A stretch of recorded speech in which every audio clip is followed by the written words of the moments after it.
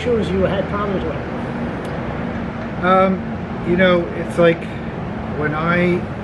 it's an interesting question because I've been an entrepreneur, as you know, for most of my career. And the number one advice, when people ask me, what's the number one advice you have for entrepreneurs? I say, expect trouble. Now what happens is when people start companies, on the outside you hear all the good news, right? Oh, you're hiring, you got a customer, you got to raise some money, this kind of thing. But the truth is, every successful business, every morning the CEO comes in, and while it might look a certain way on the outside, you got a customer who's not happy, you got an employee who's not happy, and every successful business is successful because it overcomes trouble.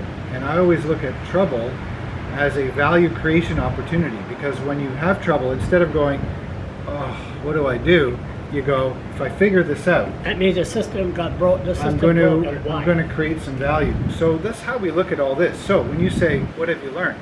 I mean, we're dealing with things every day where we're like, oh, that's a new one. What are we going to do with that? How are we going to overcome this, right? But we look at it as, okay, let's figure this out. But the bottom line is, right now we have 23 houses. We have 20 people that are now moved out from homelessness into housing. They're maintaining their housing, and some of them are getting healthier, some of them are working. We have a couple that are even off social assistance altogether, and so some are progressing very quickly, some will take longer, some I seen one, no matter no name, I seen one individual, and we all said, person looked good, nice clothes, happy. Yeah. And before, it wasn't. Yeah. Until. Yeah. Well, I mean, everything changes when you have a safe place. So how many people were evicted so far that didn't want to go by rules and say, hey, this is not for me, or evicted, or just say, hey, I quit, I'm out of here? So we've had no one evicted, so zero. That doesn't mean we haven't, had to have some conversations with folks, but we've had no one evicted. And we have had one individual who I think just, it wasn't a fit for them based on their history of how they've lived, and kind of went back to a more homeless type lifestyle. But other than that, and then we have our first positive attrition happening this month, where someone's moving out into a condo, and so they were living in a unheated, unlighted, hunting camp last winter, moved in our community, and now they're moving into their own place. So that's a couple? No, a single person. Single person. Yeah. And how are we handling there? Is there television there? Everybody got high five, or what's going on? Yeah, so it's kind of an inclusive rental model.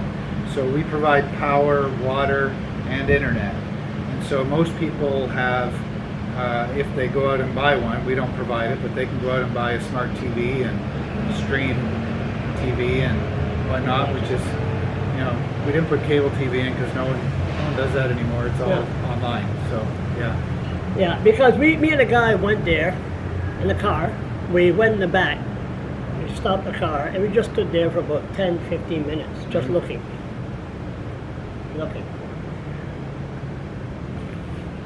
It wouldn't be for me. It's not for everybody to be there. Just, maybe your next door neighbor, you don't like them.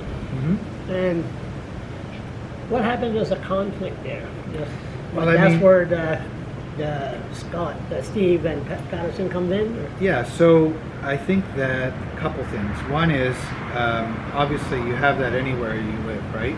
You can have that issue with your neighbor. Oh, yeah. And one of the things is... I have it in here. That's right.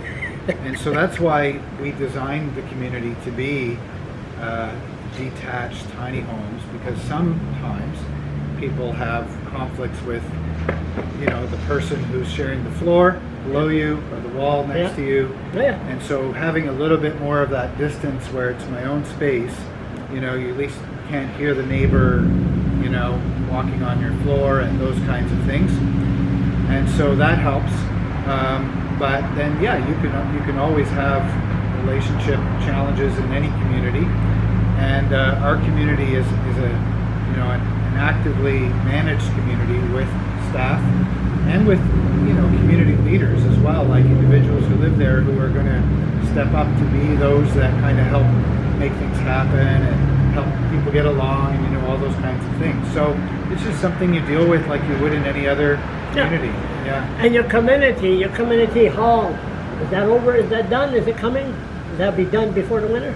So we have our foundation poured for our social enterprise center. That's what you call it? Yeah, and we hope to get our phase 2 building permit pretty soon, the next couple of weeks, so we can start construction. And so that's going to be a project that we're hoping to get framed up before winter, but then we'll be doing that construction through the winter. Any problem with council, the new mayor and everything? City council's been great. City staff have been great. We get a lot of support, and I think the city is getting increasingly enthusiastic as they see it, developing and working. So it's been good. And there's a huge screening process to do it. And I'm sorry, the media don't cover it. I almost pissed off CBC through this story of the tent in St. John, and they play soft music in the background. These poor souls. They're meth heads. All in crystal meth.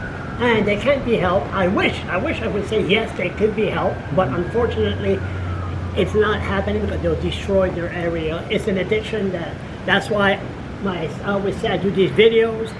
If it could stop one kid from saying no to crystal meth, it's worth it. Yeah. But then you gotta make sure you have no people on crystal meth that goes in. And I hear there was some people that tried to get in there. But you guys put a stop to that pretty quick. Meth is, I like doing research and looking at who's doing the best job anywhere in the world at this or that. You would be a zillionaire if you find out the solution. And what's interesting is with crystal meth, the best programs in the world have about a 3% success rate of people being able to recover. So it's it's very difficult. It's not impossible, but it's not an easy thing to help people move through that, for sure. I wish I could find an example somewhere that says, boy, if you just do this, this, and this, you solve the problem in your city. It's a drug that's cheap, easy to access, Very addictive. makes you feel great. You're not cold, you're not hungry. I think housing, the best answer really is housing, because What are you, nuts? well, here's why.